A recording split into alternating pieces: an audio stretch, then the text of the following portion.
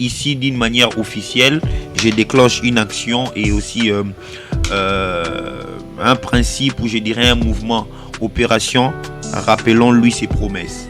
Donc ici, j'appelle à toute la population congolaise, on a lancé cette opération, rappelons-lui ses promesses.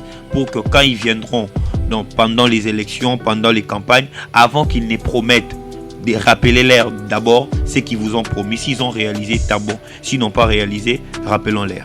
Il y en a combien au total ces promesses? Parce qu'on taxe le chef de l'État, on dit qu'il a été beaucoup plus durant son mandat, il a été exubérant en termes de promesses. Sinon, vous les avez déjà recensées au nombre de combien ces promesses? Bon, étant comme chef de l'État et comme candidat à l'élection présidentielle, au total j'ai 326 promesses. J'aimerais que tu dises aux Congolais, de manière expressis verbis, 50 promesses, parce que vous en avez 326, que vous les énumérez. Alors, si monsieur le journaliste peut... Je crois que c'est un exercice un peu lourd. Non, on risque de perdre le temps. Non, monsieur le journaliste, ouais. En politique, moi j'ai appris, il ne faut pas venir raconter des histoires. Il faut démontrer. En politique, ce sont des faits. Ce n'est pas des choses que vous pouvez ramasser comme ça, parce que c'est vous qui le dites. Et que vous serez incapable de le dire. Donc dans sa prise de parole, il doit dire aux Congolais au moins 50 promesses. Lui, c'est qu'il a retenu. Je dis 50. Je ne vais pas aller à 100. Messieurs les journalistes, vous savez, lorsqu'on aborde les questions de la République démocratique du Congo, ça fait très mal, surtout quand je suis face à un cadre de l'IDPS. Et aujourd'hui, quand je discute de l'IDPS, j'ai mal au cœur. Vous m'avez dit de vous rappeler 50 promesses. Je ne vais pas prendre le temps de mon temps d'antenne où les Congolais veulent que je puisse leur expliquer, mais je te rappelle ne serait-ce que 20 promesses du président de la République non tenues. Première promesse, la plus grande promesse, celle de militaires, voitures et parcelles pour les policiers. Deuxième promesse, les poissons chinchards que les mamans n'ont jamais mangé. Troisième promesse, l'Allemagne d'Afrique. Quatrième promesse, Avar, construire l'université Avar en Mbandaka. Cinquième promesse, les logements... Non, mais il y a des universités qui sont en pleine construction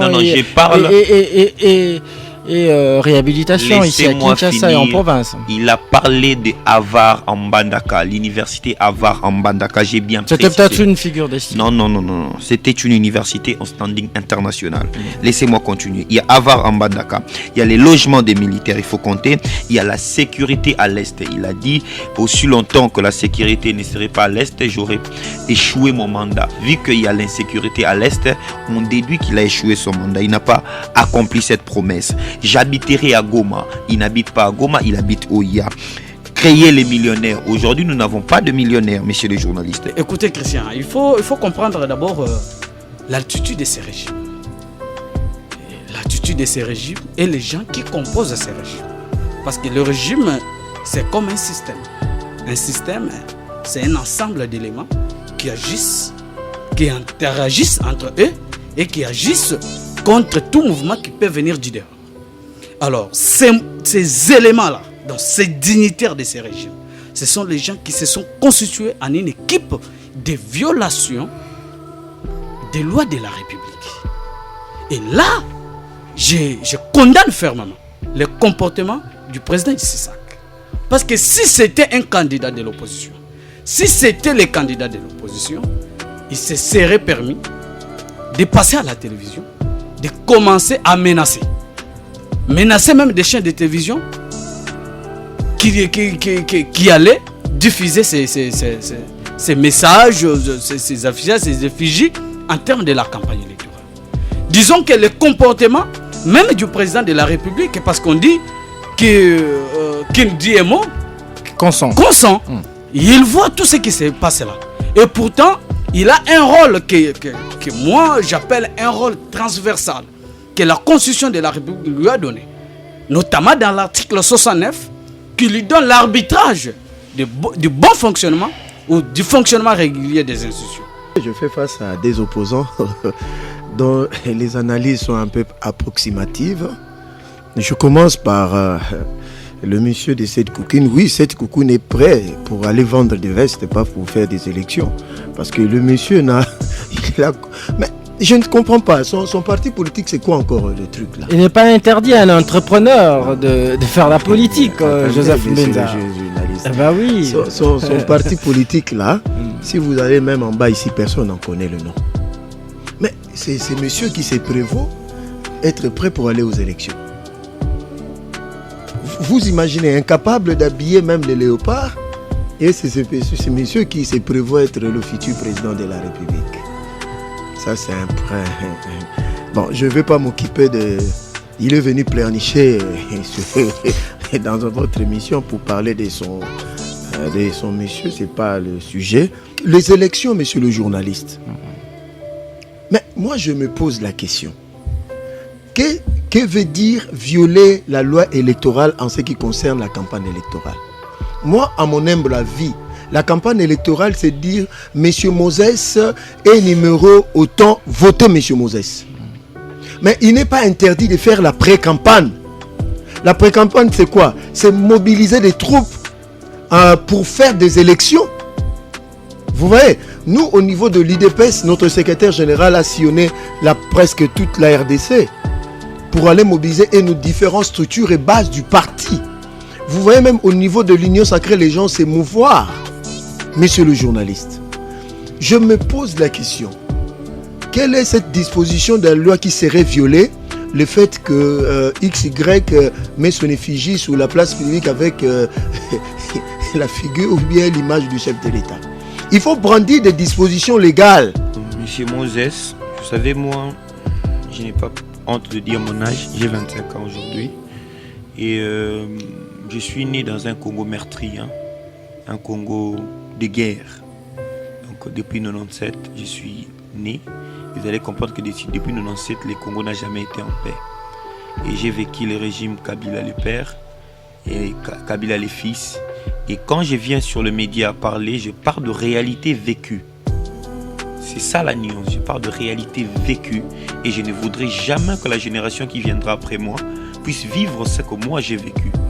Alors, avant de répondre à cette question de l'EAC, avant de répondre à cette question de ces sommets, c'est comme une maladie que je dois un peu élaguer.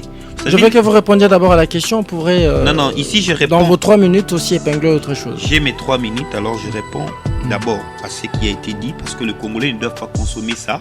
Et puis je réponds à 1 minute 30 à votre préoccupation. Alors, ici, j'aimerais rappeler que c'est une maladie de l'IDPS qui confondent les choses.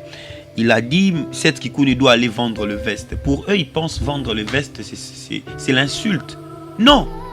L'homme le plus riche de la France, c'est dans les textiles qu'il a eu son argent. L'homme le plus riche de l'Espagne, c'est dans les textiles qu'il a eu son argent. La politique n'est pas un emploi. La politique n'est pas une carrière. On ne vient pas en politique pour s'enrichir. Il faut avoir des entreprises. Et Seth Kikuni aujourd'hui a ses entreprises. Je suis fier de lui. Si je le suis aujourd'hui, ce n'est pas pour qu'il puisse s'enrichir en politique. Donc on comprend très bien qu'il a ses avoirs. Il a ses sociétés. Il vend les vêtements. Il fabrique les textiles. Nous affirmons cela. Parce qu'il s'est fait son argent en dehors de la politique. Aujourd'hui, les profits de M. Seth Kikuni et les profits d'Augustin Kabouya valent le pouvoir. Qui est mieux? Qui est mieux? Augustin Kabouya n'avait pas une voiture avant que vous soyez au pouvoir.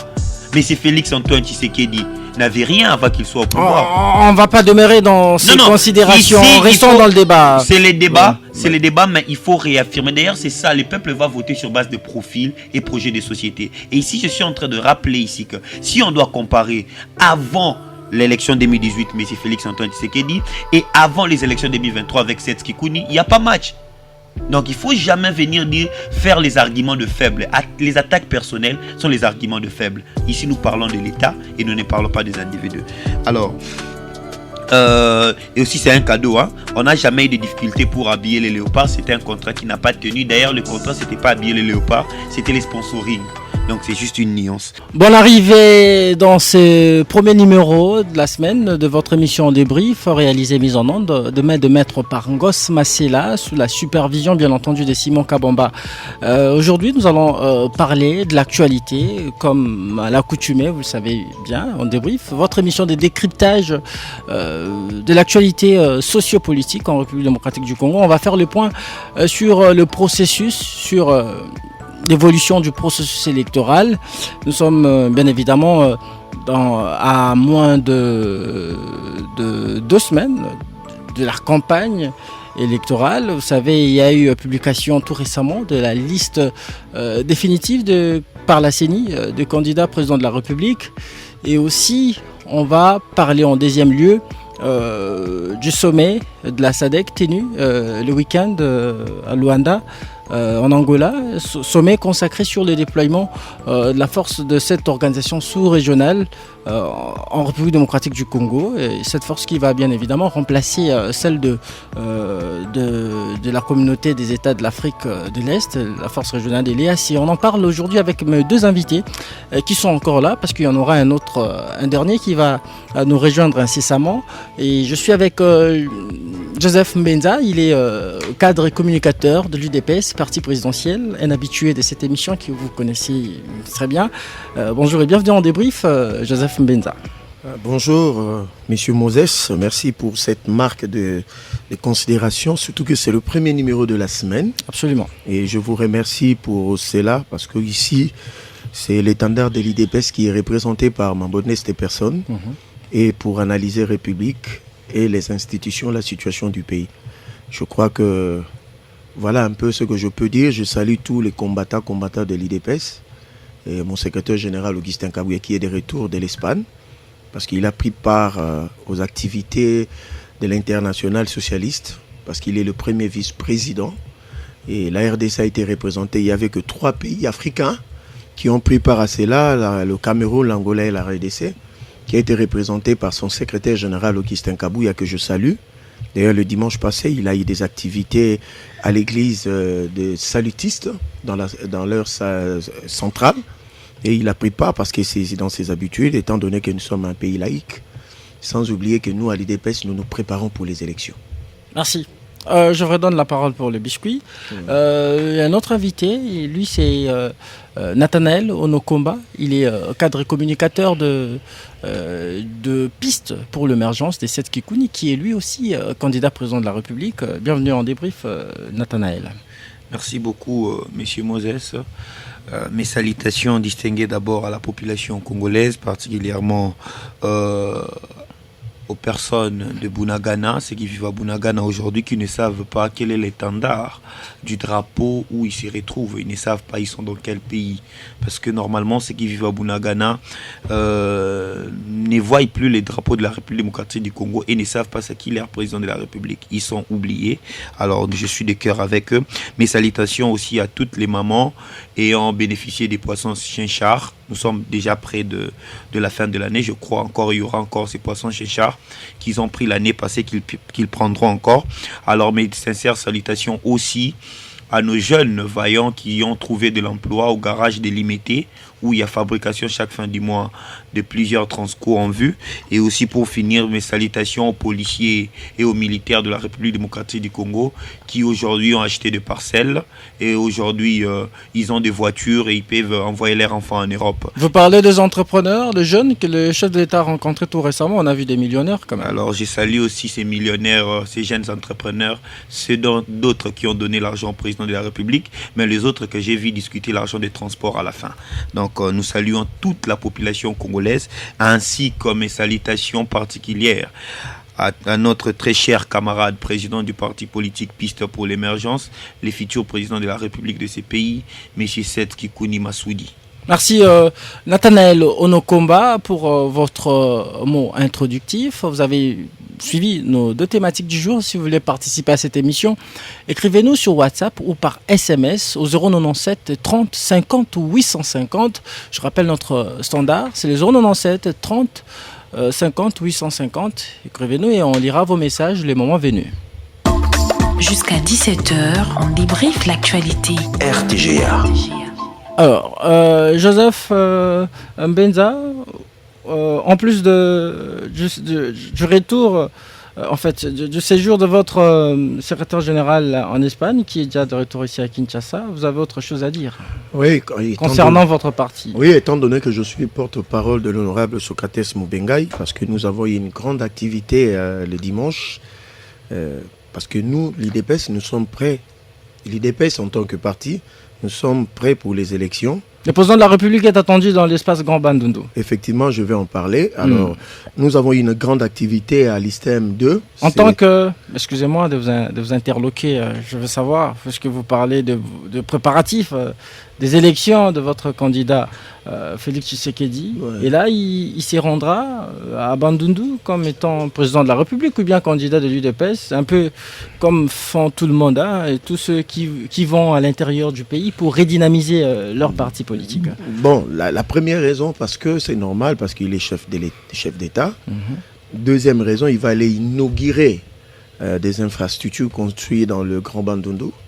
Ça, ce sont des raisons primordiales. Donc, c'est beau. C'est une visite d'itinérance. Hein? Il le fait d'habitude. Donc, j'aimerais continuer parce que pour dire à d'autres cellules de l'IDPS que l'honorable Socrates Mubengai est en train de se préparer pour descendre. Le dimanche, nous étions à l'ISTEM 2, base UDPS. Alors, lui, il est l'autorité morale de l'ASEM, l'Association des Amis de Socrates Mubengai, qui est une structure basée à Mongafula, parce que lui, il est fils natif, il a grandi, il est né là-bas, et il fait ses œuvres beaucoup plus à Mongafula. Aujourd'hui, Mongafula a quelqu'un qui le représente valablement, qui porte ses problèmes à bras le corps auprès des décideurs du pays, qui n'est autre que M. Socrates Mubengai. Merci, monsieur le journaliste. Ok. Alors, Nathanaël, faites la même chose que votre co-débatteur. Je vous donne aussi votre part de biscuit. Alors, ici, je suis d'équerre avec la population de l'Ituri, particulièrement. C'est de la route Biancato. Hier, il y avait des attaques militaires là-bas. Nous avons perdu 10 de nos militaires. Fort malheureusement, les médias n'ont pas en parlé. Et je n'ai pas vu les porte-parole du gouvernement faire mention de cela.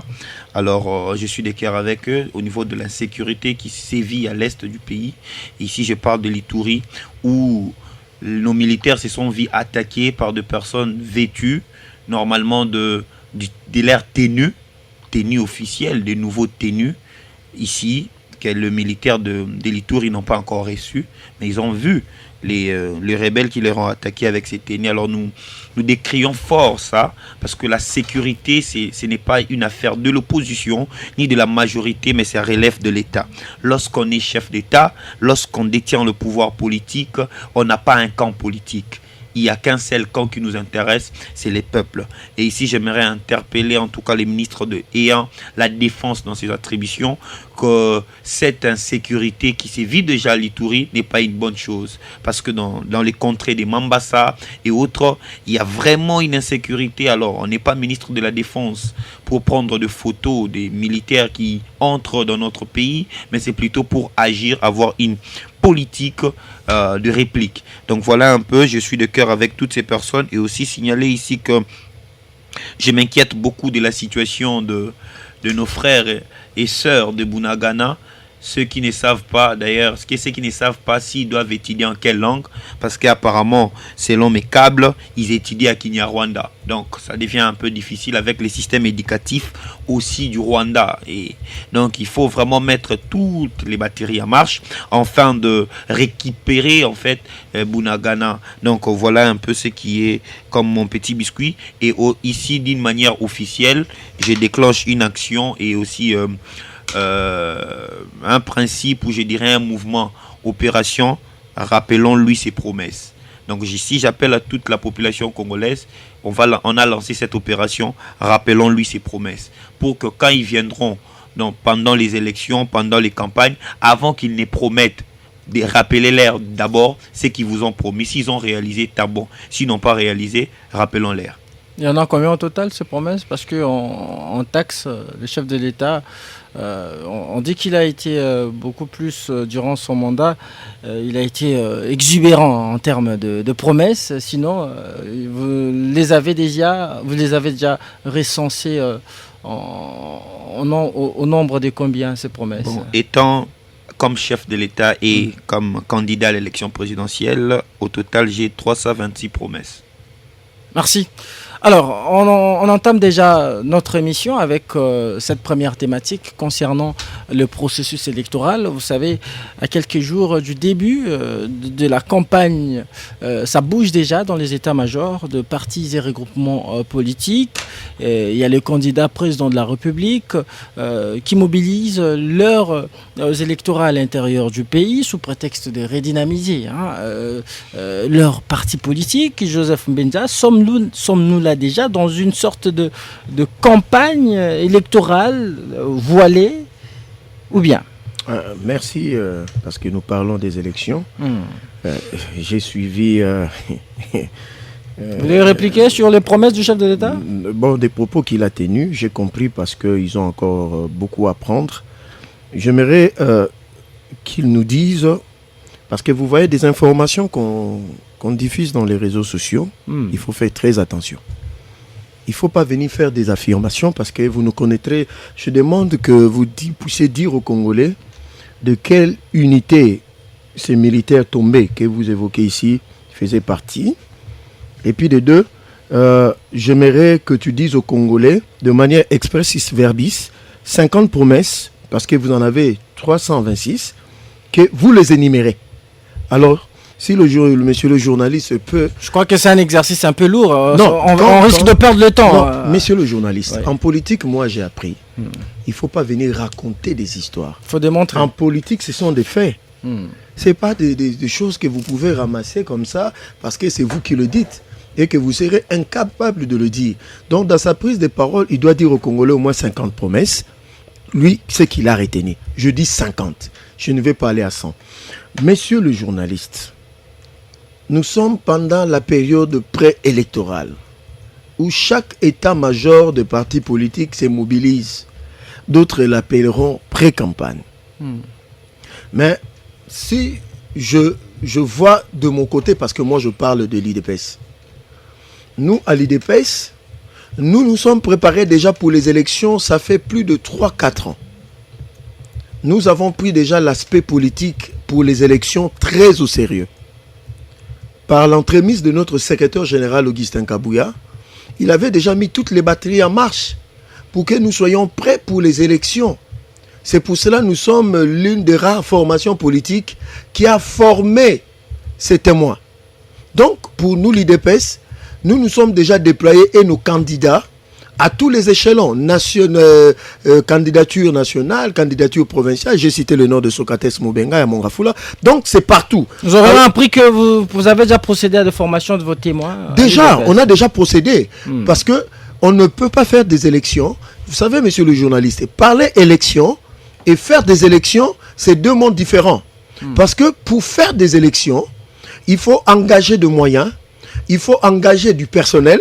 Quand je parle de personnel, surtout les témoins, l'année 2018, on avait plus de 84 000 témoins à un bureau de vote.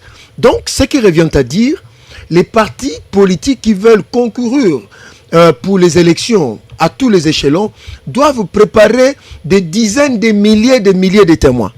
Ça, c'est un aspect. Nous, à l'IDPS, nous sommes déjà prêts pour cela, sans compter l'Union sacrée. Parce que l'Union sacrée porte la candidature du président de la République. Sur les 26 candidats, 25 c'est de l'opposition. Il n'y a qu'un seul candidat qui est de la majorité, c'est le chef de l'État. Donc, ce qui s'est...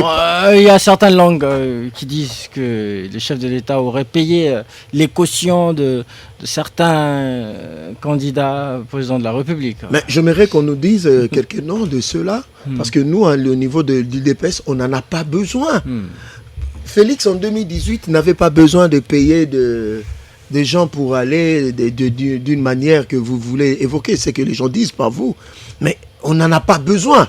Nous, à l'IDPS, on n'a pas besoin de fabriquer des faux candidats présidents de la République. parce que ce n'est pas notre ligne politique.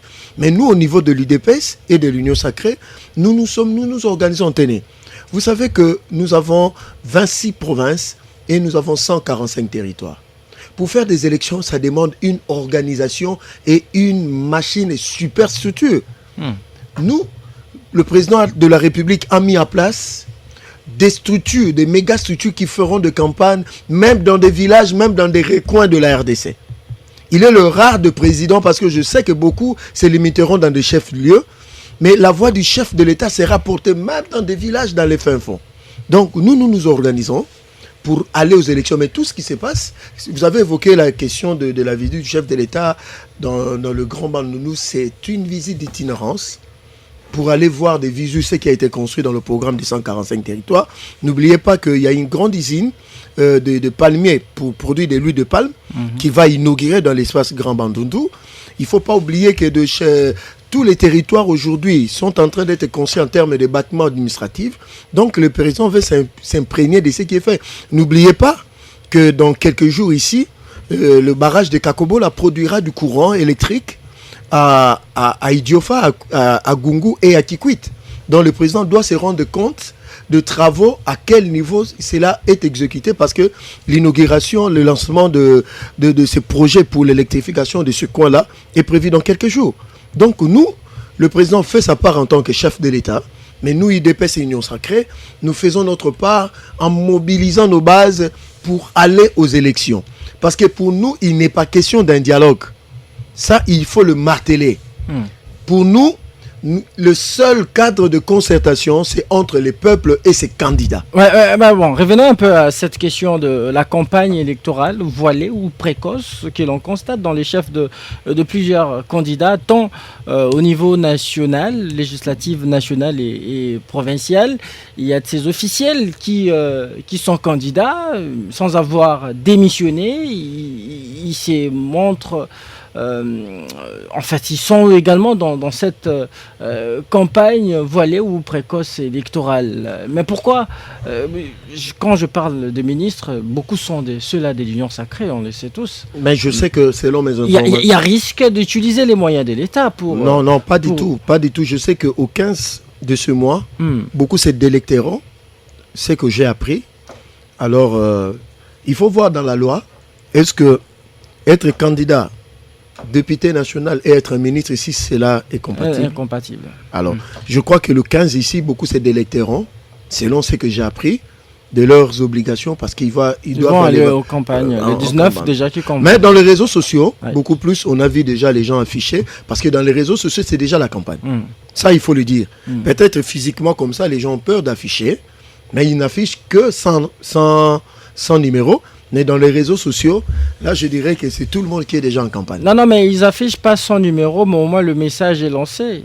Si vous allez, par exemple, dans plusieurs coins de la capitale, notamment à Tchangou, où on voit cette multiplicité d'affiches, de banderoles, de candidats. Ça, et les gouverneurs, ça, c'est ils ne sanctionnent pas. La tête de ville de Kinshasa, contrairement à d'autres provinces où on a vu le maire des villes arraché. Non, le problème, c'est quand tu dis voter et tu donnes les numéros, ça, c'est la campagne. Mais quelqu'un qui peut mettre son effigie et puis il dit moi je suis tel, c'est pas la campagne. On dit qu'il n'y a pas sanction parce que dans la plupart d'affiches, c'est plutôt l'effigie du chef de l'État qui est mis en arrière-plan. Ah bon? Ouais, alors ça enfreint la loi? Voilà pourquoi non, le problème... on constate cette léthargie dans le chef du... Monsieur le journaliste, c'est ça maintenant le problème. Nous, au niveau de l'Union Sacrée, nous avions cru aux élections depuis lors. Mais pour les gens de l'opposition, ils n'y ont pas cru. C'est ça la vraie raison. Parce que déjà au niveau de l'Union Sacrée, nous disions que nous allions aux élections. Mais au niveau de l'opposition, si vous remarquez, c'est à peine les gens de M. Mukwege qui commencent à faire monter leurs effigies. Vous voyez? Alors, ils commencent à le faire maintenant. Nous, on l'a fait déjà bien avant. Mais ce n'est pas la campagne. Parce qu'on n'a pas dit votez Fachi numéro autant. Non. Les gens ont mis et pour faire leur manifestation politique. Ouais. Donc voilà. Merci beaucoup à Joseph Mbenza. Je rappelle que vous êtes cadre et communicateur de l'UDPS, parti présidentiel. Alors je viens à vous, Nathanaël Onokomba, vous qui êtes communicateur de Setski Kuni, de son parti Piste pour l'émergence. Et comment déjà préparez-vous, comment vous vous préparez face à cette bataille électorale? On n'a pas vu votre leader dans cette, je dirais, dans les groupes de candidats le président de la République qui s'apprêterait à désigner une candidature commune selon l'article de Jeune Afrique. Les discussions pourront éventuellement débuter au début de la semaine prochaine.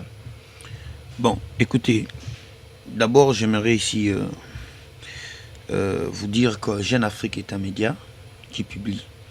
Et il s'avère qu'il puisse publier ce qu'il a comme contenu. Vous devez savoir que cette histoire de la candidature commune... Permettez-moi de rappeler les noms de ces candidats. Il y en a au moins 6. Il y a Mukwege, Sesanga, Katumbi, Fayulu et qui d'autre? Et voilà. Et dans cette liste-là, vous avez vu... Setski Kuni n'y figure pas. Non, Franck Diongo n'y est pas. Alors, je suis en train de vous dire ici que, vous savez, les techniques politiques, des intelligences politiques ne peuvent pas être dévoilées sur la toile. Alors, ici, j'aimerais vous rassurer, soyez-en rassurés, que la candidature commune ne se fera ni à l'étranger, se fera ici au Congo. Pour la première fois, nous allons nous battre pour que la candidature commune ne soit pas désignée à l'extérieur de notre pays. Non, mais je vous assure que les discussions sont annoncées en Afrique du Sud où une ONG serait, va jouer va jouer la médiation. Soyez-en rassurés, nous avons commencé cette histoire, nous avons lancé l'appel le jour où nous avons déposé notre candidature et je vous rassure que la candidature commune sera bel et bien l'alternative pour barricader la fraude électorale, mais ça ne se fera pas à l'étranger. Et les discussions sont déjà en marche. Ce n'est pas la parole ou les paroles de l'évangile que Jeune Afrique a brandi, c'est un média qui cherche des informations. Il peut dire vrai, il peut aussi dire faux. Le dialogue débute déjà la semaine prochaine et ce n'est pas en Afrique du Sud? Je vous rassure ici que la candidature commune ne sera pas l'objet de l'étranger, comme prétendent certaines autres personnes, certains candidats qui ne sont pas préparés. Mais nous vous disons ici, et je l'affirme en ma qualité de plus proche collaborateur de M. Setski Kuni, je vous dis que les discussions sont déjà en marche et vous serez servis pour celui qui viendra sauver le Congo. Parce que le Congo est déjà en déclin. Messieurs les journalistes, vous savez, lorsqu'on aborde les questions de la République démocratique du Congo, ça fait très mal, surtout quand je suis face à un cadre de l'IDPS. Et aujourd'hui, quand je discute de l'IDPS, j'ai mal au cœur. Vous m'avez dit de vous rappeler 50 promesses. Je ne vais pas prendre le temps de mon temps d'antenne où les Congolais veulent que je puisse leur expliquer, mais je te rappelle ne serait-ce que 20 promesses du président de la République non tenues.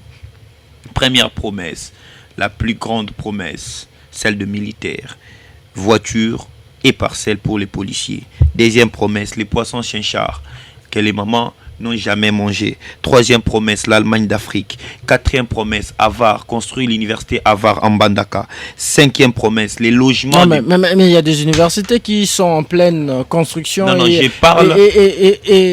et réhabilitation ici à Kinshasa et en province. Il a parlé de Avar en Bandaka, l'université Avar en Bandaka, j'ai bien précisé. C'était peut-être une figure d'estime. Non, c'était une université en standing international. Laissez-moi continuer. Il y a Avar en Bandaka, il y a les logements des militaires, il faut compter, il y a la sécurité à l'Est. Il a dit, aussi longtemps que la sécurité ne serait pas à l'Est, j'aurais échoué mon mandat. Vu qu'il y a l'insécurité à l'Est, on déduit qu'il a échoué son mandat. Il n'a pas accompli cette promesse. J'habiterai à Goma. Il n'habite pas à Goma, il habite au IA. Créer les millionnaires. Aujourd'hui, nous n'avons pas de millionnaires, messieurs les journalistes. L'état de droit. Aujourd'hui, nous n'avons pas l'état de droit. Les investisseurs viendront parce qu'il a effectué plus de 360 de voyages pendant 5 ans, il n'y a pas d'investisseurs. Il avait promis les chutes Katende. Il n'y a pas les chutes Katende. Il avait promis de relancer l'Amiba. Aujourd'hui, l'Amiba est-elle relancée? Vrai ou faux? Non, l'Amiba n'est pas relancée. Il avait promis d'investir dans l'agriculture. Aujourd'hui, nous achetons le maïs. Vous avez vu lorsqu'il y a eu pénurie de maïs au Katanga. Il avait promis 8 avions à la société à la société Congo Airways. Aujourd'hui, cette société n'existe même pas. Il avait promis de fermer Merci. les... Je comprends que l'énumération, elle n'est pas exhaustive et donc on risque de nous éterniser. J'ai fini le 3 qui reste. Il avait promis de fermer les cachots de l'ANR. Je vous rappelle que Manix Yenda était à l'ANR. Il a humanisé au moins les géoles. Fermer ne veut pas dire humaniser, monsieur le journaliste. C'est ce qui se passe à l'intérieur, vous ne savez pas. Il avait dit, je vais lutter contre la corruption. Alors que lorsque les gens détournent des millions de dollars, ils sont gratifiés le lendemain. Je cite ici Willy Bakonga, arrêté au Congo-Brazza avec des millions de contribuables. Mais aujourd'hui, il fait partie de l'Union sacrée. Je vous rappelle qu'il avait promis aux étudiants le bourse d'études. Mais aujourd'hui, la présidence ou l'institut ou les gouvernements n'est pas à mesure de nous donner les bourses, mais l'organisation privée de la première dame est à mesure de donner les bourses aux élèves pour aller étudier à l'extérieur, mais les pays n'en font pas. J'ai une liste que je peux continuer à citer. Vous savez, lorsque nous parlons de notre pays, nous sommes ceux qui vivent cette génération. Peut-être vous, vos enfants étudient en Europe, peut-être vous envoyez vos enfants étudier à l'étranger, mais nous vivons ici chaque jour, matin, midi, soir. Lorsque nous parlons des situations de notre pays, c'est avec le cœur, c'est avec l'âme, c'est avec l'esprit, avec le patriotisme. Donc ici, j'aimerais rappeler ici que l'opération, rappelons-lui, ces promesses doivent être lancées dans la conscience de toute la jeunesse congolaise. Parce que je vous ai cité... C'est votre parti qui a lancé cette opération? C'est une initiative qu'un tel que citoyen congolais, Nathanaël Onokomba, que je viens de lancer. Parce que je suis un jeune et la jeunesse, c'est le Congo de demain. Et demain se prépare aujourd'hui. Et aujourd'hui, nous lançons ça. Ils viendront avec des promesses et nous devons d'office les recadrer. Écoutez, vous avez parlé de notre préparation. C'était juste une parenthèse pour parler de M. Félix Tshisekedi. M. Félix Tshisekedi que je connais. Aujourd'hui, M. Félix Antoine qui est venu ne serait pas à mesure d'être élu président de la République de par toutes ses promesses irréalisées. Alors, M. Setskikouni est tellement suffisamment préparé aux élections et aujourd'hui, je vous rassure que nous allons battre campagne. Et la campagne que nous allons battre va vraiment étonner les peuples congolais. Parce que la jeunesse est déjà derrière nous. Et nous avons déjà tout un canevas. D'ailleurs, d'ici la fin de la semaine, vous aurez l'équipe de campagne qui sera publiée par le futur président de la République et le projet de société qui sera aussi dévoilé seulement au courant de cette semaine. Nous sommes bien préparés, je l'ai dit toujours ici, nous sommes bien préparés et on ne fera rien par effervescence, messieurs les journalistes. Ici, nous ne sommes pas comparés avec le régime adamique qui est en place, mais nous sommes une équipe, nous sommes un esprit, nous avons une mission que nous sommes en train de faire, celle de remporter les élections. Alors pour la campagne qui est précoce, je vais vous dire simplement que ce régime adamique est un régime qui ne respecte pas les lois de la République. Premièrement, M. Félix Tshisekedi ose ou se donne le luxe d'échanger son nom sans toutefois respecter les lois de la République. Il devient Félix Antoine. Alors, une personne le président lui-même, celui qui est en place, n'a pas su respecter ne serait-ce que le code de la famille, alors ceux qui s'en suivent, vous allez voir que toutes ces personnes qui mettent des affiches, qui mettent de pancartes, il y a la photo du président de la République derrière. En arrière-plan. Mais ils ne peuvent pas mettre la photo du président de la République derrière. Vous savez pourquoi? Parce qu'à ces moments avant la campagne, il ne soutient personne, il est le président de la République. Avant la campagne, il n'est pas candidat. Avant la campagne, c'est mon président. Avant la campagne, c'est ton président. Donc, quelqu'un ne peut pas se permettre le droit, avant la campagne, de mettre sa photo avec la photo du président derrière. C'est-à-dire que ceux-là qui s'identifient au président, il est leur président et non notre président. Normalement, il devait être poursuivi. Parce qu'ils utilisent à tort l'image du président de la République. Il sera candidat pendant la campagne. Mais pour le moment, c'est le président de la République. Qu'est-ce qu'ils nous disent? Qu'est-ce qu'il est en train de communiquer? Il est pour le moment les garants des bons fonctionnements des institutions. Pour le moment. Donc ici, j'aimerais juste faire comprendre aux gens de l'IDPS, aux gens de l'AFDC, aux gens de l'Union Sacrée. Ils doivent comprendre les contextes. Pour le moment, le président n'est pas le candidat de l'Union Sacrée. Pour le moment, c'est le président de la République.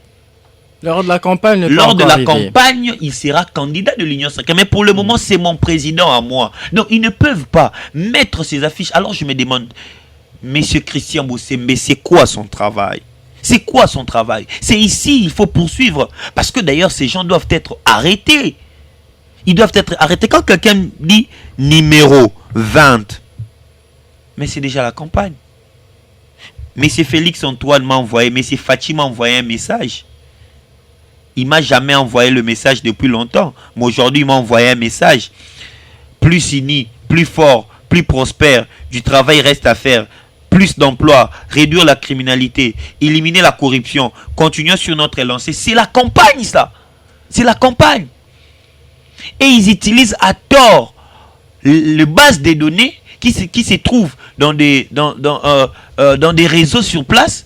Ils prennent nos bases de données sans nos consentements. Ils nous envoient le message de la campagne avant la campagne. Le président de la République lui-même, laissez-moi finir ici, le président de la République lui-même a lancé sa propre campagne avant même que la campagne ne commence. Alors les autres doivent que suivre. Mais ici, j'aimerais dire, la République n'appartient pas à un groupe des individus. La République, c'est le respect de texte. Ça nous appartient à nous tous.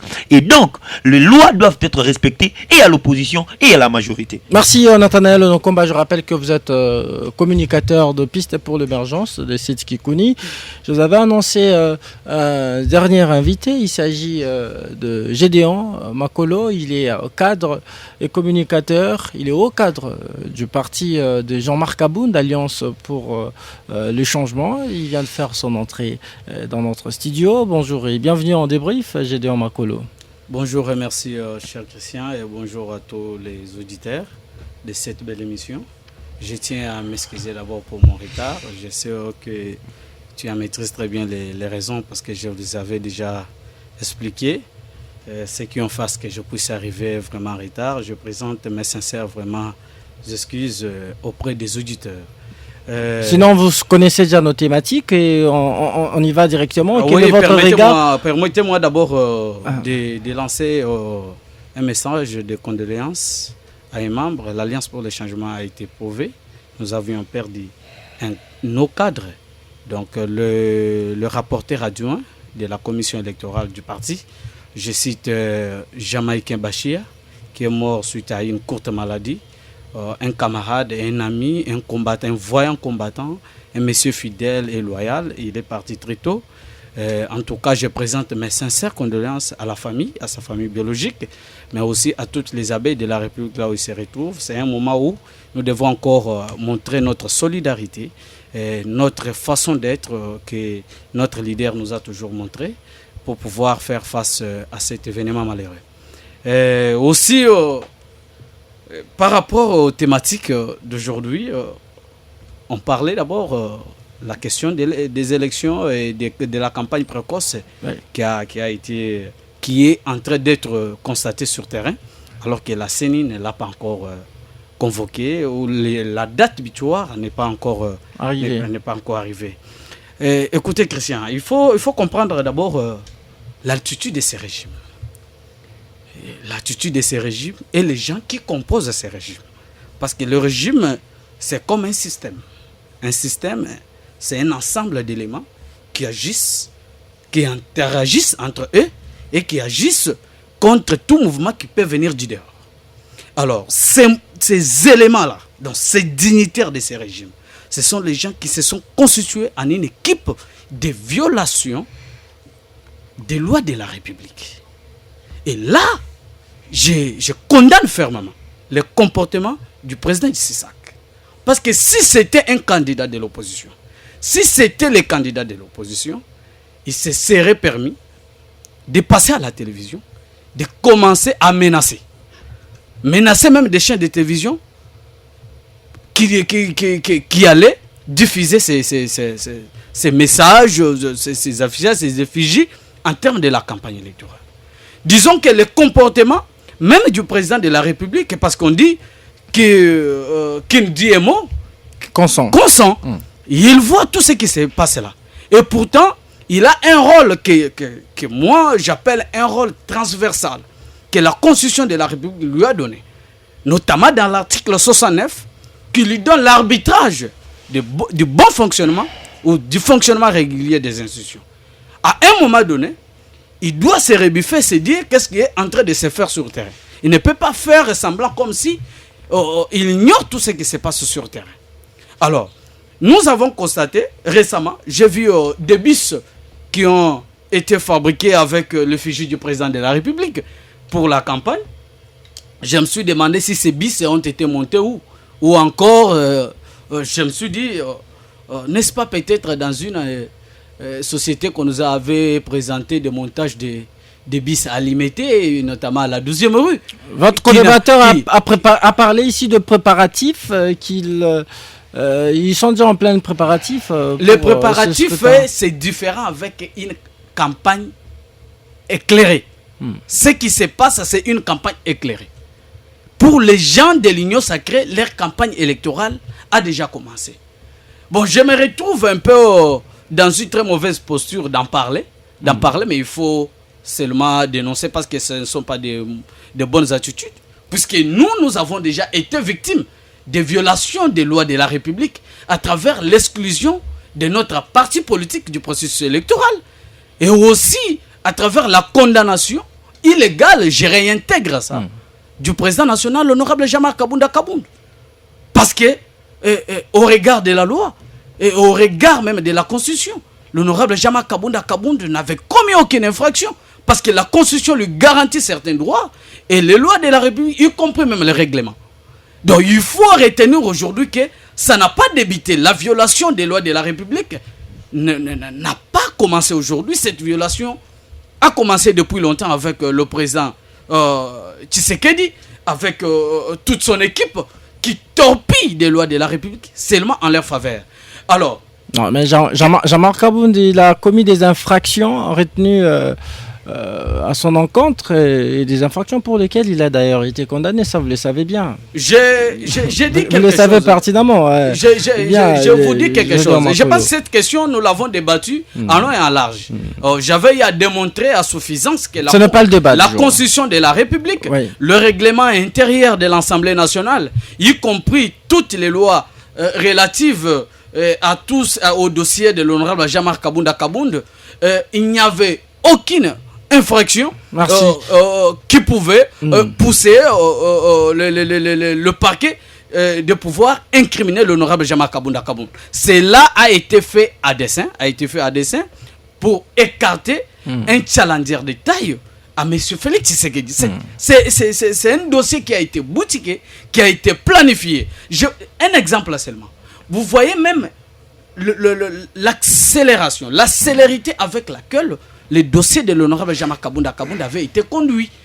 Dès le 18 juillet 2022, après juste son annonce, c'est le parti au pouvoir qui prend parole, qui donne des injonctions à l'Assemblée nationale, et l'Assemblée nationale intimide maintenant les partis pour qu'on puisse plier l'honorable Jean-Marc Kabunda Kabound, et même le processus de notre exclusion du processus électoral, cela prouve à suffisance que tout a été boutiqué, y compris même la condamnation du président dont le verdict avait été reporté une semaine après. Tout ça, c'était des manœuvres politiques qui ne voulaient pas voir le président Jean-Marc Kabunda Kabound pouvoir compétir aux prochaines élections du 20 décembre 2023. Merci beaucoup Gédéon Makolo. Je comprends au moins votre colère face à la condamnation de votre leader qui s'était pourtant annoncé aussi candidat président de la République, mais il ne va pas compétir. C'est ça le problème.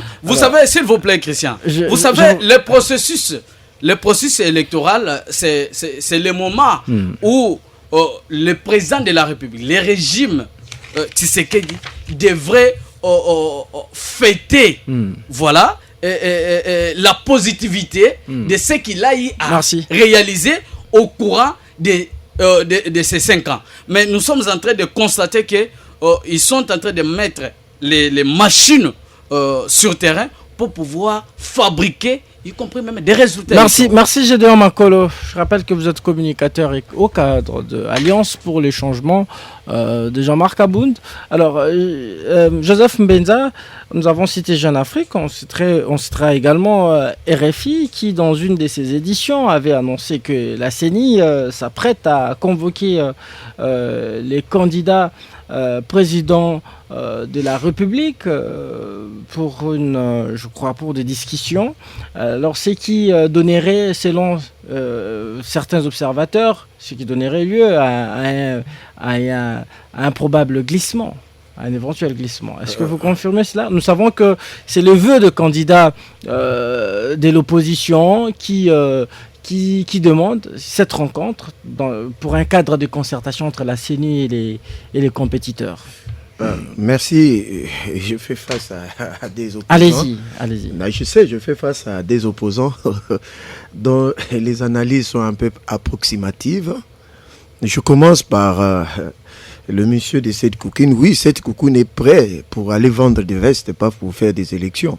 Parce que le monsieur mais je ne comprends pas. Son parti politique, c'est quoi encore le truc là? Il n'est pas interdit à un entrepreneur de faire la politique, Joseph Mbenza. Oui. Son parti politique là, si vous allez même en bas ici, personne n'en connaît le nom. Mais c'est monsieur qui se prévaut être prêt pour aller aux élections. Vous imaginez, incapable d'habiller même les léopards, et c'est monsieur qui se prévaut être le futur président de la République. Ça, c'est un point. Bon, je ne vais pas m'occuper de... Il est venu pleurnicher dans votre émission pour parler de son monsieur. Ce n'est pas le sujet. Je vais rencontrer... Bon, ce n'est pas le fait que tu as donné 64 000 $ et que cela te confère un statut particulier pour que tu commences à exiger des choses qui n'existent pas. Les élections sont régies par les lois. Nous allons respecter les lois. La CENI a été toujours disponible pour discuter avec les parties prenantes. Vous avez vu il n'y a pas longtemps, M. Kadima et son bureau... Le cadre de concertation. Ils ont rencontré la société civile, le parti prenant du processus électoral. Ouais. Donc, dans toutes les élections, il y a toujours ce genre de soubresauts avant les élections. Vous voyez, ça c'est leur histoire avec la CENI. Nous aussi, nous sommes partie prenante comme eux. Vous voyez? Donc, moi, je ne suis pas porte-parole de M. Denis Kadima pour commencer à dire ça va se passer. Non. Qui voient M. Denis Kadima, c'est de leur droit. On dit que le glissement pourrait être une surprise pour tout le monde. En fait. Mais j'ai ouï dire un jour, monsieur le Chaplain, oui. Il avait dit qu'on pouvait arrêter pour quelque temps, le temps de discuter, de parler, monsieur l'abbé, monsieur le Monseigneur Cholet. Vous comprenez? Mais nous, à l'IDPS, si je le répète, nous allons aux élections le 20 décembre, point barre, et l'Union sacrée. Ouais. Donc, nous demandons à M. Denis Kadima de rémunérer ciel et terre pour nous organiser les élections le 20. Mais j'aimerais revenir sur ce que ce monsieur a dit. Je sais pourquoi je lui ai demandé... Nathanaël Onokomba, vous... Oui, de citer. Je vais parler de quelque chose là, pour le ramener un peu, parce qu'il n'a fait que raconter sa vie. Sur le plan des investissements, vous comprenez? Aujourd'hui, nous parlons. Je vais citer des entreprises comme ça avec des chiffres.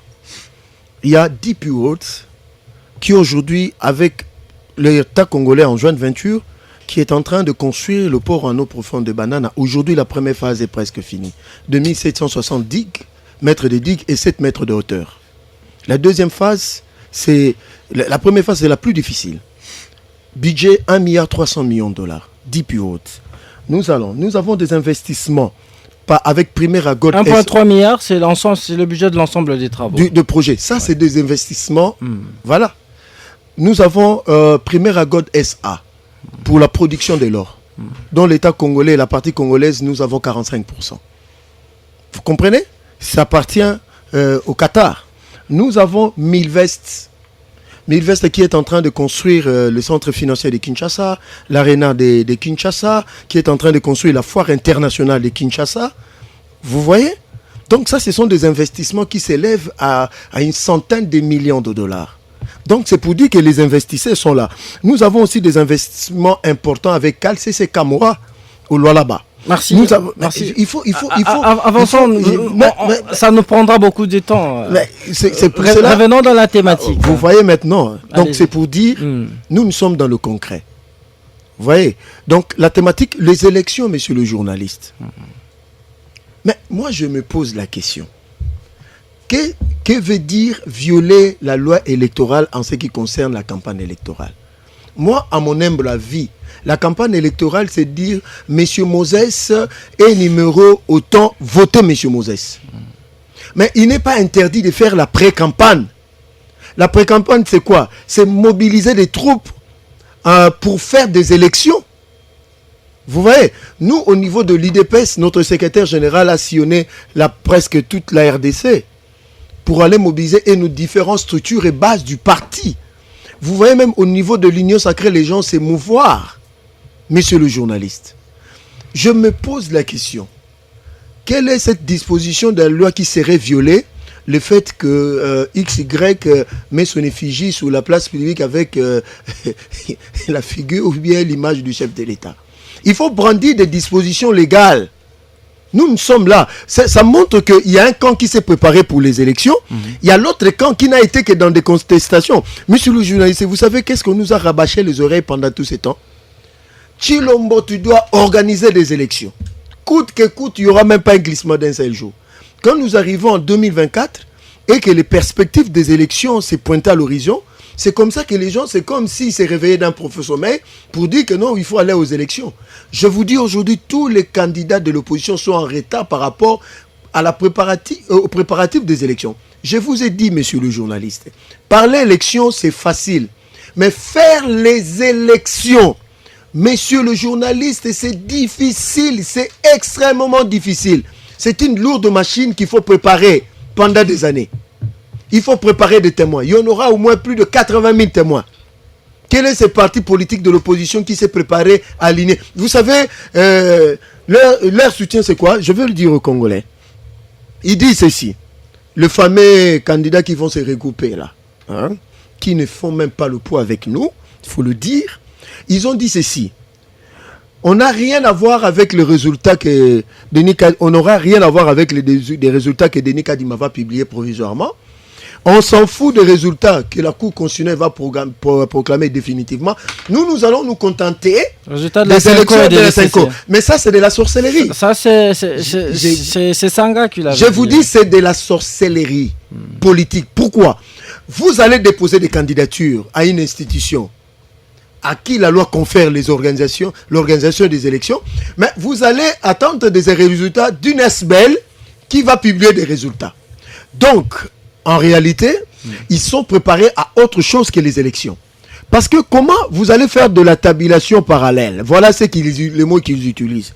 Tabulation parallèle. C'est-à-dire, ça veut dire, nous nous en foutons de vos résultats, mais nous allons quand même aux élections. Mais au finish, je ne sais pas si ça sera encore Monseigneur le Chapelain qui le fera. Donc, voilà un peu la logique de l'opposition. Cela veut dire en d'autres termes, ils étaient préparés beaucoup plus à un dialogue qu'aux élections. Comment expliquer que les opposants qui sont ici sur place disent aux Congolais quelle est la disposition légale et constitutionnelle qui confère à une ASBEL les prérogatives de la publication des résultats?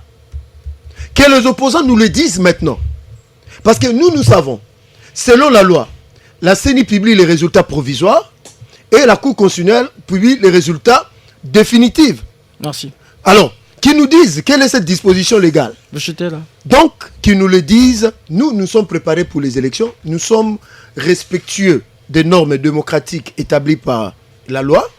Donc, même M. Gadi m'a dit, je l'ai suivi comme tout le monde, il a dit, celui qui se préparera bien pour les élections va gagner les élections. Mais ils sont dans des déclarations. Personne n'est préparé pour les élections. Vous voulez dire qu'ils sont agités? C'est de l'agitation simplement politicienne. Donc, ils ne sont pas prêts pour aller aux élections. Merci. ces gens. Merci Joseph Mbenza, vous êtes cadre et communicateur de l'UDPS, parti présidentiel. Nous allons rapidement prendre notre deuxième thématique et je vous rappelle que chacun aura 3 minutes pour la prise de parole dans cette thématique, puisque là nous allons aussi lire les messages des auditeurs. Je l'avais annoncé ici, le président de la République, Félix Tshisekedi, il a participé le samedi 4 novembre dernier au sommet extraordinaire de la SADC, c'était à Luanda en Angola, et le chef d'État de la sous-région ont au cours de cette rencontre statué notamment sur la situation sécuritaire préoccupante dans l'est de la RDC, situation caractérisée par l'activisme du M23, et puis il était notamment question du déploiement d'une force régionale de la SADC pour remplacer celle de la communauté est-africaine dont le départ est prévu le 8 décembre prochain par le gouvernement congolais. Pas de précision sur l'envoi de la future force régionale en RDC, si bien que certains pays, dont l'Afrique du Sud, le Malawi et la Tanzanie, ont fait part de leur intention de fournir des troupes. Et sur le plan diplomatique, ça aussi il faut le rappeler, le président angolais, João Lourenço, il est président d'exercice de la SADC, il a été chargé par ses pairs d'œuvrer pour une paix durable, c'est-à-dire redoubler d'efforts pour tenter de rapprocher Kinshasa et Kigali. Quelle est votre lecture, votre regard, vous, je vous donne la parole, Gédéon Marcolo, votre regard sur cette proposition faite à João Lourenço de rabibocher Kinshasa et Kigali. Est-ce possible ? Bon, merci beaucoup, cher Christian. Cette question, elle est vraiment sensible parce qu'elle concerne la sécurité de l'État. Mais il faut avouer qu'avec la légèreté avec laquelle le pays ou notre État est en train d'être géré, nous nous sentons dans l'obligation, en tout cas, de dénoncer ce que moi j'appelle les essais-erreurs. Les essais-erreurs, pourquoi ? Parce que Monsieur le Président Tshisekedi, en allant demander l'intervention de la SADC dans notre pays, cautionne l'échec de l'EAC, des FARDC, ainsi que de la MONUSCO. Donc, les troupes de l'ONU qui sont sur le territoire congolais depuis plusieurs années. Je prends seulement 2 facettes. Je laisse la première qui est la troisième qui est MONUSCO parce que lui a trouvé la MONUSCO sur notre territoire. Je prends les 2 facettes. La première, c'est en ce qui concerne l'EAC. Le président Tshisekedi est allé faire adhérer notre pays dans une communauté où l'État congolais n'allait pas se retrouver. Nous avions dénoncé cela à l'époque. Nous avions dénoncé cela. Ils ne nous ont pas écoutés. Ils ont dit, dans la charte de l'EAC, il y a une disposition, un article qui dispose que les membres de l'EAC ne peuvent pas se battre ou bien ne peuvent pas se fragiliser. Donc, nous allons nous appuyer sur cette disposition pour dénoncer le soutien du Rwanda au M23 pour que celui-ci puisse arrêter de financer ou bien d'appuyer le M23. Bon, écoutez, il y a les intérêts économiques dans ce qui se passe dans notre pays. Vous pensez que le Rwanda peut arrêter ce qu'il faisait pour faire chuter son économie, pour perdre ses intérêts? Parce qu'un État est un État, pardonnez-moi la tautologie, s'il se tient à ses intérêts. Et le Rwanda a ses intérêts.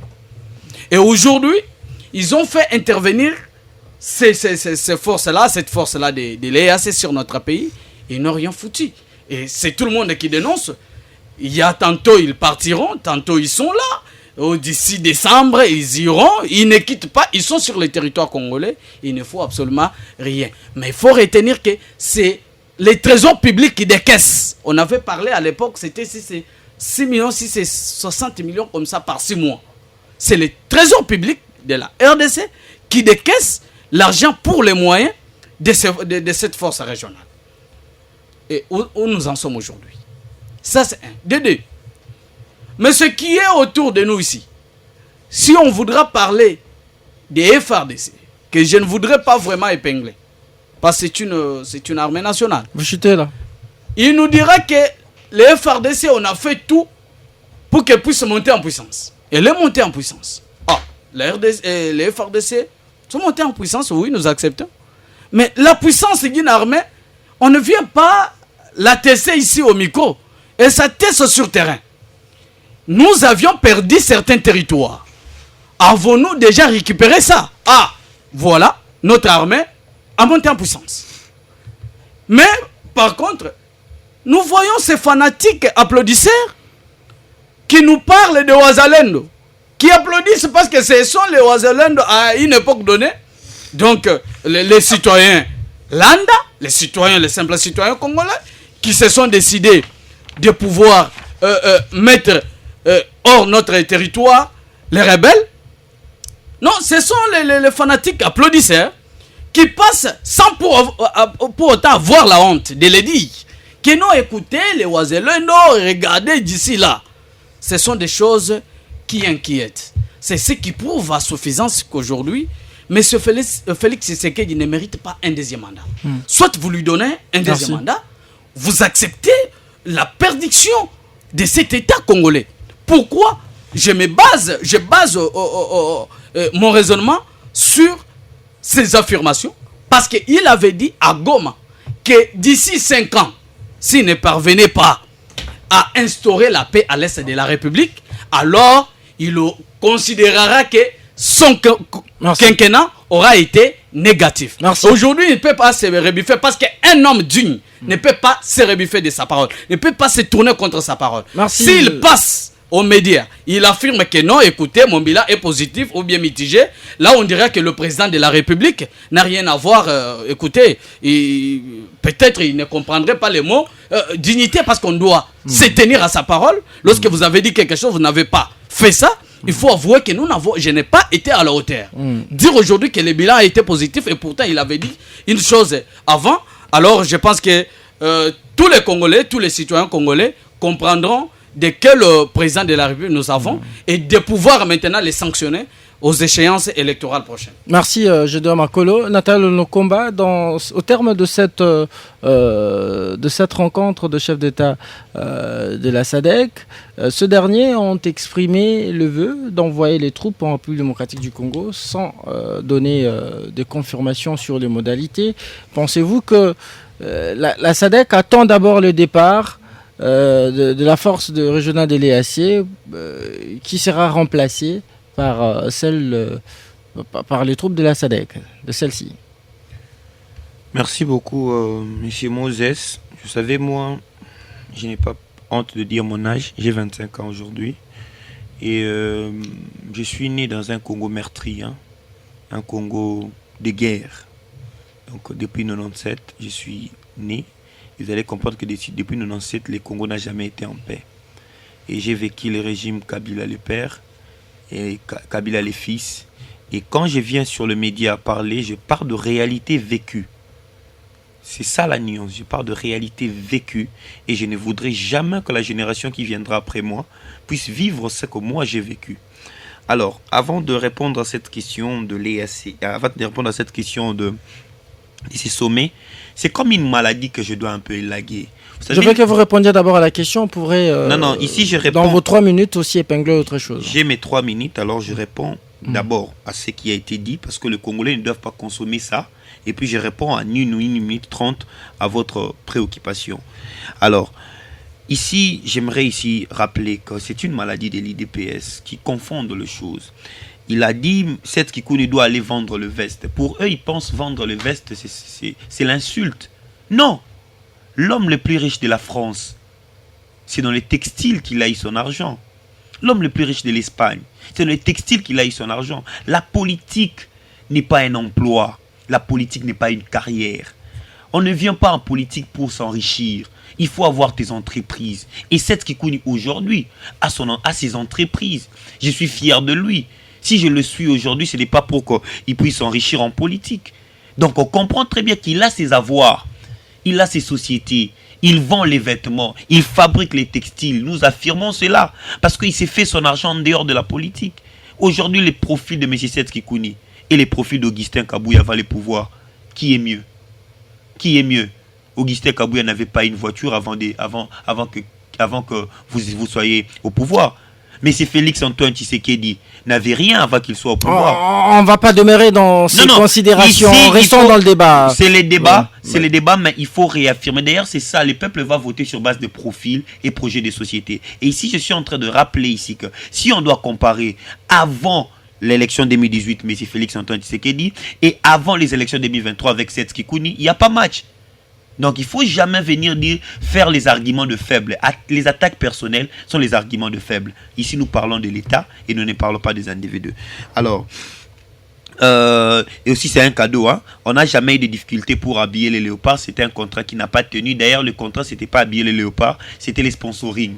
Donc c'est juste une nuance. Alors, je suis en train de parler de cette sommet. Vous savez, on ne gère pas l'État avec les émotions. On ne gère jamais l'État avec l'effervescence. Il vous reste une minute. Hein. Alors ici, le problème c'est que est-ce que notre adhésion à l'EAC a porté des fruits? Non. Vous savez, moi, aujourd'hui, quand je calcule, nous avons plus de 15 millions de Congolais décédés à l'Est. Parce que nous pensons que cette question est une question superficielle. Non. C'est une question profonde des Comores. Ici, nous avons plus de 15 millions de Congolais. Un Congolais, un homme a 5 litres ou 6 litres de sang. Alors, si nous prenons 6 litres multipliés par 15 millions, nous avons combien de litres de sang versés en République démocratique du Congo? Et ce sont des familles. Alors, ici, moi, je pense que en lieu et place de rechercher les secours de l'Est dans des organisations sous-régionales, il est important et importantissime de restructurer notre armée, de faire confiance à notre armée. Aujourd'hui, il y a 324 millions de dollars que l'on a dilapidé dans ces jeux de la francophonie. Ces 324 millions pouvaient servir à quelque chose pour notre armée. Ici, je ne suis pas opposant. Ici, je ne suis pas de l'IDPS. Ici, c'est la sécurité et ce sont nos mamans qui ne dorment pas chaque jour là-bas à l'Est. Le président a échoué, l'EAC nous a trahis, la SADC s'est décidée. Et vous allez voir que les troupes ne viendront pas. Et combien est-ce qu'on va dépenser là-bas? Merci beaucoup, merci Nathanaël. Alors on va terminer ce dernier tour de table avec vous, Joseph Mbenza, vos 3 minutes également avant de prendre la pub. Pensez-vous que João Lourenço sera à même d'arrondir les angles en renforçant ses relations, en redoublant les efforts diplomatiques auprès de la RDC et le Rwanda? Merci beaucoup. Je vais répondre à la question. Et puis, rien que 30 secondes, je vais répondre à monsieur de Seth Kikouni. Je ne sais pas trop maîtriser les noms. D'abord, il était prévu ici à Kinshasa, ça s'est tenu. Le chef d'état-major des armées de la Tanzanie, de l'Afrique du Sud et du Malawi se sont retrouvés ici pour étudier le cas de déploiement de troupes pour la SADC. La deuxième phase, ça a été les experts qui ont été à Luanda, qui ont précédé le chef d'État. La délégation congolaise a été conduite par le VPM, Jean-Pierre Bemba, et secondée par le ministre d'État Koussania Moussi et M. Serge Chibango, qui faisait partie de la délégation. Voilà, c'est ça l'analyse. Non, vous avez récapitulé les histoires. Vous n'avez pas fait. Moi, je donne l'historique. Écoutez. Aucune analyse. Regardez, ces gens de Kaboun, ils sont épidermiques. Vous avez un problème. Vous avez un sérieux problème. Laissez-lui dans son temps. Ils sont épidermiques. Il veut entrer dans une histoire. Allez-y. C'est-à-dire, il ne sait pas que. Vous récapitulez le départ de ces Il ne sait pas qu'avant d'analyser, il faut parler des faits, il faut parler d'où nous venons. Donc, lui, d'après lui, il faut commencer directement à analyser sans parler du contour de ce qui a été décidé par le sommet des chefs d'État. Voilà les niveaux. D'après lui, d'après ce qu'il connaît, les chefs d'État ont levé l'option du déploiement. Vous comprenez? Maintenant, je vais dire à mon frère qui est à côté, qui n'a jamais été peut-être à l'Est, pour comprendre les réalités, nous avons la province du Nord, Kivu, Sud Kivu, Ituri, Maniema, Bazuele, Otuele. Toutes ces provinces-là, les gens commercent avec l'Ouganda et le Sud-Soudan, qui font partie de l'EAC. L'EAC n'est pas seulement l'aspect sécuritaire, mais c'est l'aspect commerce et business, parce que l'EAC a 2 ports à l'est du pays, le port de Mombasa et le port de Dar es Salaam. Voilà comment s'est fait l'analyse. Maintenant, sur le plan de la sécurité, il y a une nuance. Il y a les troupes burundaises qui ont respecté la feuille de route de Nairobi et de Luanda, mais l'hypocrisie a été beaucoup plus pour les troupes ougandaises et sud-soudanaises. Voilà l'analyse. Mais c'est ici, ils viennent raconter leur vie. Ils ne maîtrisent même pas la situation de l'Est. Aujourd'hui, si vous êtes informés, ces gens de l'opposition, nous avons formé... Non, il faut parler avec élégance, monsieur. Quelle élégance? Quelle élégance? Manquer de respect. Mais lui, il a dit qu'Abouya, il était qui avant? Moi, je n'ai rien dit. Il faut être poli quand même. Ces gens de l'opposition manquaient du respect. D'après celui des gens comme la Moutaja Makaboun. Merci Joseph Menza. Mais vous ne pas protéger, monsieur. Merci. Vous avez plusieurs vos 3 minutes. Vous avez plusieurs vos 3 minutes. Nous allons rapidement rendre l'antenne à la régie commerciale. Vous n'avez pas la parole, Gédéon. Nous rendons l'antenne à la régie commerciale pour la pub et on reviendra juste après ce petit moment de pause pour lire vos messages. À tout à l'heure. Jusqu'à 17h, on débriefe l'actualité. RTGA. De retour dans notre studio bleu de RTGA FM, je suis avec Nathanaël Onokomba, communicateur et cadre de Pistes pour l'émergence de Setskikouni. Il est face à Joseph Mbedza, lui il est communicateur et cadre de l'UDPS, parti présidentiel. Il y a aussi Gédéon Makolo, lui il est cadre, le communicateur d'Alliance pour les changements de Jean-Marc Abound. Nous allons maintenant procéder à la lecture de vos messages. Nous allons commencer avec cet auditeur qui nous a écrit. Il a dit voilà, on va ouvrir son message. Bonjour ma radio, je vous suis depuis Kenge. Le monsieur de l'UDPS parle des infrastructures construites à Bandundu. Il peut nous donner les territoires construits. Ici à Kenge, 0. Nous sommes toujours dans les noirs. Joseph Mbenza, est-ce que vous pouvez répondre cet auditeur qui nous écrit depuis Kenge? Kenge, c'est dans les Kouilou? Je bien préciser. Il a dit dans le noir. Je bien cité les partis que le président va lancer, l'électricité qui quitte Idio Faïgungu par rapport au barrage de Kakobola. Je n'ai rien dit autre chose que ça. Le Grand Bandundu est aussi vaste. Ouais, on commence quelque part. Voilà. Autre message. Bonsoir à ma radio, ma vraie radio. Je regrette le comportement de nos frères de Chikapa vis-à-vis d'un candidat président de la République qui les a trompés, que les Kasaï appartient aux Kasaïens. Après la politique, il y a la vie. Jean-Claude Madi à Kinkole. Il n'y a pas un candidat de président de la République qui l'a dit. Je crois qu'il s'est référé peut-être aux propos de Mathias, qui n'est pas de Chikapa, qui est de Kalanga. Là où Martin Fayulu a fait sa campagne. Il y a même le président de la République qui a condamné ce propos. Voilà. On va lire d'autres messages. Salut en débrief. C'est Guy Mouzongo depuis Lemba. Bandunduville n'est pas le chef-lieu du Grand Bandundu, comprenant les Maïndombe et les Kwango. Qu'est-ce qui a déjà été fait dans les cadres du programme de développement local de 145 territoires à Wamba, à Bafouassende, Basoko, Kiri, Inongo et ailleurs, puisque celui-là veut qu'on lui cite les centaines de promesses non tenues. Bonjour en débrief. Bonjour RTGA, l'UDPS et l'Union Sacrée doivent avoir honte. Comment peuvent-ils parler d'un bilan positif alors que certains de nos territoires sont toujours sous contrôle des troupes étrangères? Anissé Mopande et Badou à Kinshasa. Autre message. Bonsoir RTGA. S'il vous plaît, nous vous demandons pour le respect à nous les auditeurs de recadrer M. Nathanaël, l'homme de Kikouni, pour lui faire la politique. Pour lui, faire la politique, c'est parler de tout ce qui n'est pas encore réalisé par le chef de l'État.